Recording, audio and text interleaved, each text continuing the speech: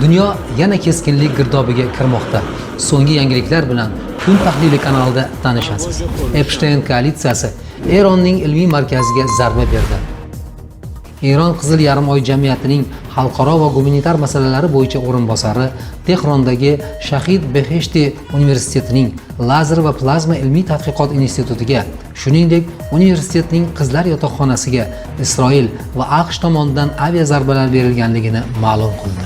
The Telegraph nashrining xabar berishicha, Fransiya prezidenti Emmanuel Macronning Donald Trump sha'niga aytgan tanqidiy fikrlaridan so'ng Eron Fransiya kemalariga Hormuz bo'g'ozi orqali o'tishga ruxsat berdi. ABC News telekanali AQSh Trump ma'muriyati iddao qilayotgandek, Eron osmoni ustida mutlaqo ustunlikka ega emasligini ma'lum qildi. Eron Amerikaning F-15 qiruvchi samolyotini to'satdan tutish va urib tushirish uchun zamonaviy passiv infraqizil aniqlash usullaridan foydalandi. Eron ommaviy axborot vositalarining so'nggi ma'lumotlariga ko'ra, Eronda urib tushirilgan AQSh qiruvchi samolyotining omon qolgan uchuvchisi qo'lga olinmagan. Uchuvchining aniqlash bo'yicha qidiruv ishlari hamon davom etmoqda. Ommaviy axborot vositalarining xabarlariga ko'ra, eronliklar mamlakat janubidagi amerikalik uchuvchilarni qidirayotgani aks etgan kadrlar namoyish etildi. Bloomberg: Abu Dhabi hujum va yong'indan so'ng Birlashgan Arab Amirliklarining Habshandagi eng yirik gaz majmuasining faoliyati to'xtadi. AQSh harbiy havo kuchlarining A-10 jangovar samolyoti Fos ko'rfazi yaqinida halokatga uchradi, deb xabar bermoqda New York Times gazetasi. Amerikalik mulozimlarga tayanib, uchuvchi qutqarib olinganligini e'lon qilishdi. Manbalarning ma'lumotlariga ko'ra, ushbu hodisa Eron osmonida F-15 qiruvchisi urib tushirilgan vaqt bilan bir paytda sodir bo'lgan. O'sha vaziyatda ekipajning bir a'zosi evakuatsiya qilingan.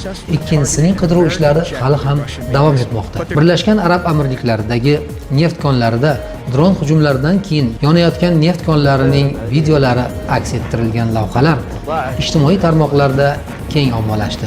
CNN Afg'onistondan reportaj namoyish qildi. Reportajda aytilishicha, Afg'onistondagi og'ir iqtisodiy va gumanitar vaziyatlarda umidsiz afg'on ota-onalar o'z qizlarini sotmoqda.